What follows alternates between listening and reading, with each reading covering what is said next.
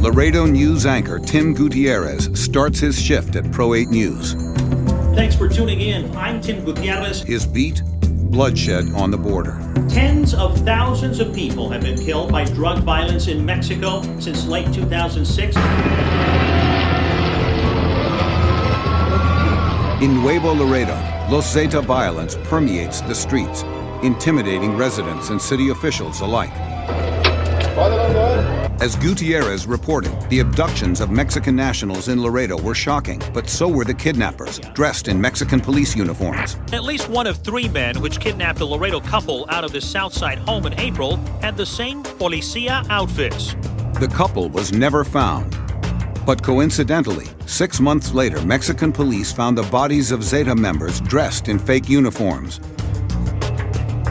And the discovery revealed a new cartel tactic. Drug cartels posing as police officers.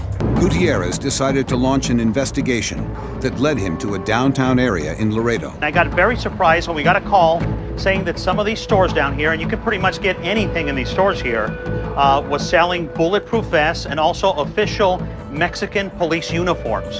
To confirm the tip-off, Pro 8 News went undercover. In our hidden camera investigation, we found two stores in Laredo which sell Mexican police uniforms. As it turned out, the merchandise is illegal in Mexico, but not in the U.S. These uniforms and these bulletproof vests were being used by cartel members that would buy them here in Laredo, take them across, and then they were able to easily move in some of these circles, police circles, and in many cases were able to kidnap individuals and were able to stop people and get money from them because they had official police uniforms. In our hidden camera investigation, we found two stores in Laredo which sell Mexican police uniforms. Both gun shops where, along with buying a pistol and ammunition, you can buy caps, pants, or t-shirts, all from various branches of law enforcement agencies in Mexico.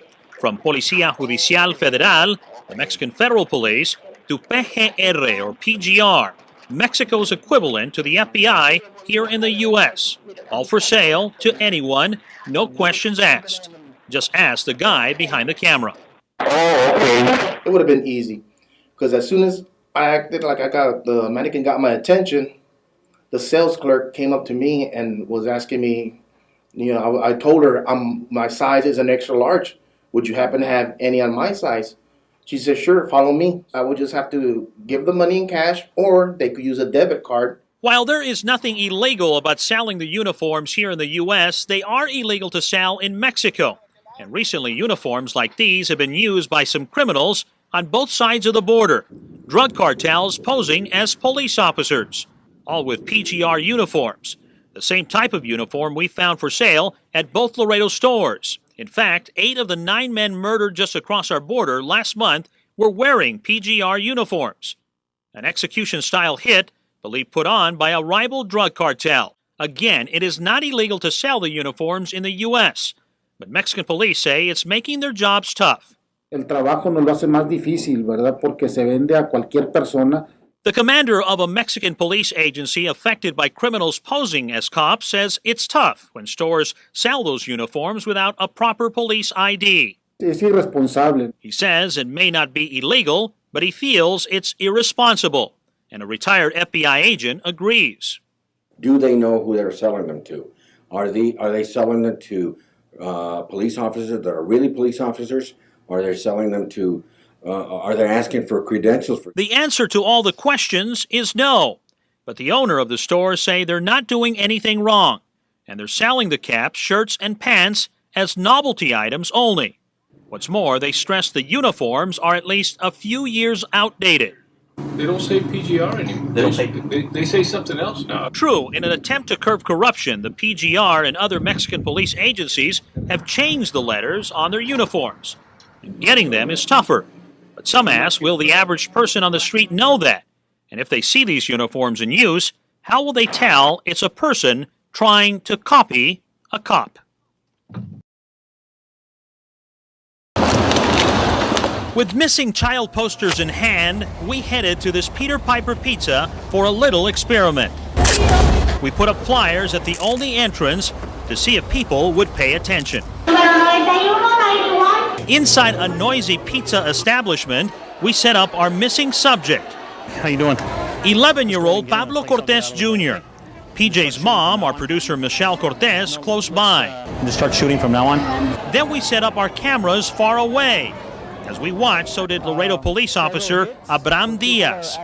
What we saw was surprising even to us. Several adults have come in and they've been talking on the phones, paying no attention to the flyers that have been posted on. One after the other, literally dozens of people passed by, not noticing the boy only a few yards away. What really, gets me is that those posters are at eye level. And even though some pay special attention to the posters, no one seems to make the connection. Not even a family sitting in the table right behind him. It's alarming and it's surprising. Maybe you should put him Even closer? even closer, but by himself. So we sit PJ literally a few feet from the doors. Some people almost run over him, but don't realize he's the kid in the poster. After about an hour and hundreds of people going by, we decide to ask some questions. Dad, there's a missing kid. First to a man leaving the place whose kid asks him about the flyer, and he doesn't pay attention. Now, did you see the poster up here? I don't think I have. No? Have you seen them? Would you be surprised to see the kid sitting right there? Is that him right there in the corner? That's him right there.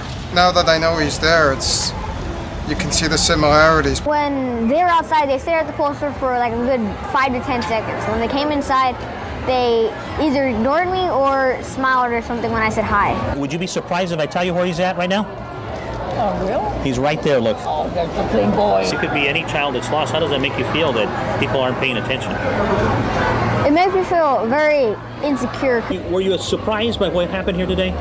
Not only surprised, but shocked, terrifying. I mean, the list goes on and on. It's assumed that people are reading them. And by what you're doing today, we found out that that's not happening. So I've been guilty of it many times, and I'm just wondering now, noticing how many people really didn't notice it was him, it's going to make me want to really read everything and look around some more. And I don't want to be guilty of knowing that I could have done something to stop that. It can be a difference between life and death. Augusta firefighters here are cautiously optimistic they will get a break tonight. It's starting to cool down for the first time in weeks, and it's been raining all around us. They hope help will come from up above as this fire rages out of control. It was going good for a while, and we got some spot fires across the line down south, and things went to heck on us rapidly, and we're trying to pick it up. Hot shots on the fire line say it's big and getting bigger. From Sky 7, you can see just what they're talking about. A fire which actually started as two separate small fires over the weekend, merging and growing to a blaze which has scorched thousands of acres in the Jemez Mountains.